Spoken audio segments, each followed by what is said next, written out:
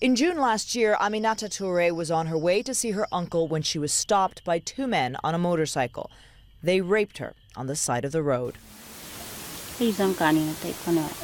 They told me to stop, she says. I refused, but they were armed, and they said they would kill me if I didn't stop. One of them held my baby, while the other one took me into the bush. Then they did everything they wanted to do. Aminata is one of thousands of women that the UN has identified as victims of a campaign of sexual violence carried out by Islamist militants and Tuareg rebels in northern Mali last year. Their stories are only now being heard as French and Malian forces finally push rebel forces back. UNICEF reported the case of a 15-year-old girl raped by 10 men and other victims as young as 6 years old.